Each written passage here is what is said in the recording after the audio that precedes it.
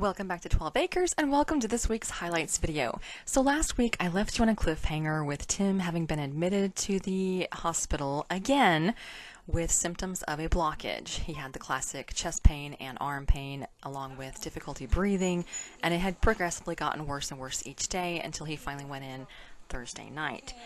They went in with a cath, a heart cath or angiogram, whatever you'd like to call it, and found that that same graft that they had ballooned open in July, where it had gotten closed up with scar tissue, once again had closed up again 90% shut. So they did a stent this time, opened it up, and he's back to feeling really good. He was able to take off the whole week, though, to rest and recover. And so everything was looking good at that point. Yeah, I put it right there.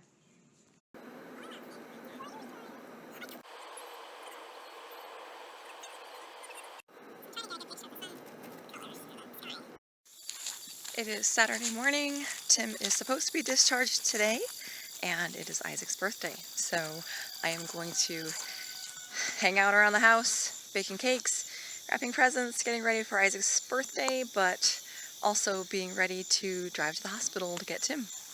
The discharge process usually takes so much longer than you expect, so I'm just going to wait until he is actually being discharged before I go up there.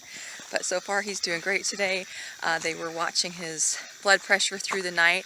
It was kind of low, but from what I read, that can be normal after having a stent placed.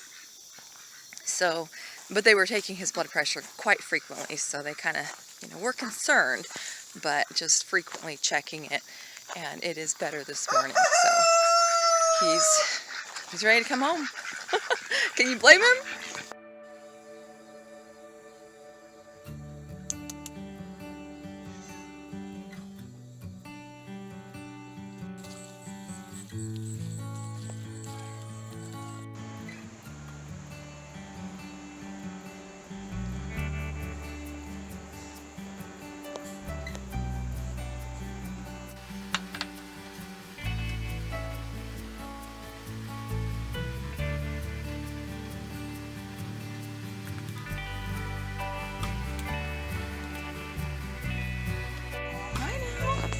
Well, hello!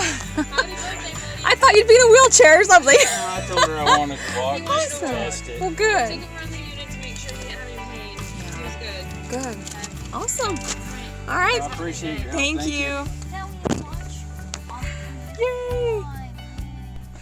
So for the kids' birthdays, they always design their own birthday cake, and I do my best to meet their expectations. So this time Isaac had a half white and half chocolate cake with lots of extras on the topping, and then I made a no sugar, a low carb cake for Tim and I. And this is Isaac's 10th birthday. He's getting so big.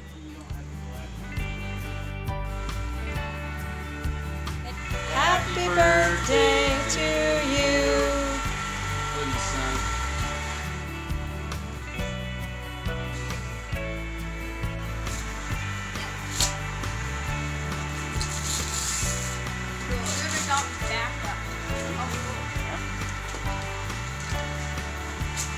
That's one year one, or is it a small one?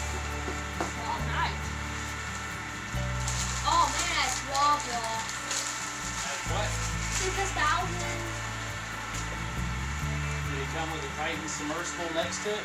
I don't know.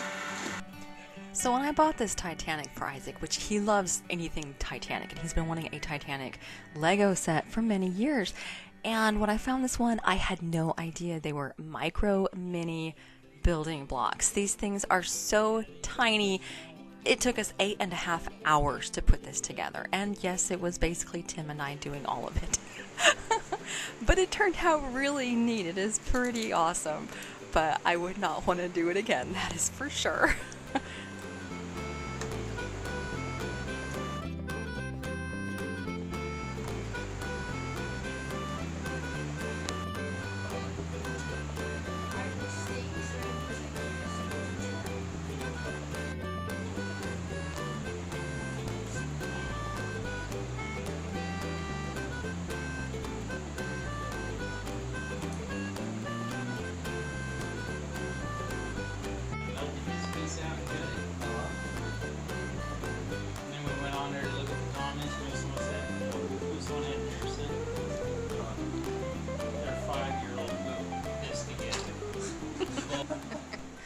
He'd been feeling really good all week, so Thursday he started doing a couple of walks a day just to make sure that there was no strange sensations in his chest or his breathing or anything like that to prepare for going back to work on Monday.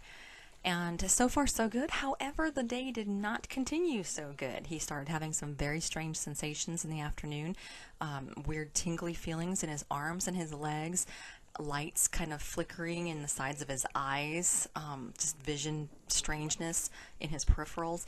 And then towards the end of the evening, he had sudden numbness in his fingers and his hand and even an area of his cheek next to his eye. So we made a mad dash to the emergency room because these are all signs of a possible stroke. So it was very, very scary. I don't know anything yet. They're going to give me a room tonight. I have to stay here. They just did, what scan did they just do? CT scan. They did a CT scan to look for, I can't remember what they told me. And then they're going to do An MRI. They're going to do an MRI tomorrow, which will look at my brain and other things. You don't. The initial scans done in the emergency room were all clear, but they wanted to keep him overnight for observation and to do an MRI in the morning. By then, his symptoms, the tingling and the numbness and the vision issues were completely gone. So it was very strange.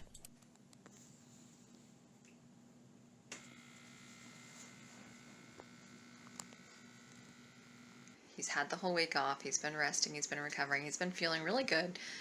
Started doing some walking. Did fine walking this morning. He went to his regular doctor because I wanted him to do a follow-up with his regular doctor today. So he went to that, and at that point was feeling perfectly fine. Everything was good. I believe on our way home, he just started feeling weird. Like his arms were almost like restless leg syndrome, but in his arms. Just kind of weird. And that lasted for a couple of hours. And then he started having vision issues. He would describe it as light fluttering or flickering on the sides, like in the corner of your eye. It was just there to annoy you. And it would somewhat affect his ability to read things too. It was kind of blurring out chunks. Very strange, very strange. And then, again, some weird weak feeling in his arms and legs. And then we went to town. We took the boys to their Trail Life meeting. I went with them this time. I don't normally because it's kind of a man and boy thing. So tonight I went with him, though, because he just felt kind of odd. So I wanted to go along so I could do the driving. And I am so glad I did because we were there sitting and all of a sudden his fingers started going numb, completely numb. And then he'd have some weird tingling and numbness in his cheek by his eye. And he was freaking out. I was freaking out trying to get him to the hospital, to the emergency room. We just went to the one here in town where we were. So it's not the hospital that has done all of his work previously. And this is a much smaller hospital, but they do have an emergency room. And so they took him back right away and did a CAT scan, did the EKG, all that stuff. Scans all look good. Everything looks perfect on his imaging. There's no blood pooling anywhere, no signs of bleeds. They are keeping him overnight, and they're going to do an MRI tomorrow. But as of right now, he feels perfectly fine. It's like all of those weird symptoms went away. And so the doctor, and I believe this is probably what's going on, and the doctor did mention it as a possibility, is that it's a mini stroke. It is now Friday morning. Tim is actually having his MRI done at this very moment, so the kids and I are going to go up there and hopefully find out the results of that. Oh, tell Daddy about your teeth. Daddy, I lost 2 teeth in the same day. Last night at Trail Life. Someone punch you? No, I wanted to eat this pickle. When I did, I first bit right here, then moved it down here and bit. That tooth got loose, so I pulled it out. Then I bit again, this tooth got loose, I pulled it out. His MRI came back completely perfectly clear, so that just leaves us wondering what on earth caused these stroke-like symptoms. The best guess that we have is that it was a fluke. Those are the actual doctor's words. What I think happened, and based off of what they all explained to us as a possibility, was that something somewhere got dislodged. It could have been a little chunk of plaque or something, and it worked its way through his system. It didn't get stuck anywhere causing a stroke, but it ended up being expelled through his lungs because he actually did cough up some chunks while he was in the hospital, and he hasn't done that since his first recovery days after open heart surgery. So that's a possibility. Hopefully it was just a fluke, like they said, and that he'll be on the mend from here on out. But that's it for this week's video, guys. Thanks for watching, and hopefully there will be no more trips to the hospital in our future.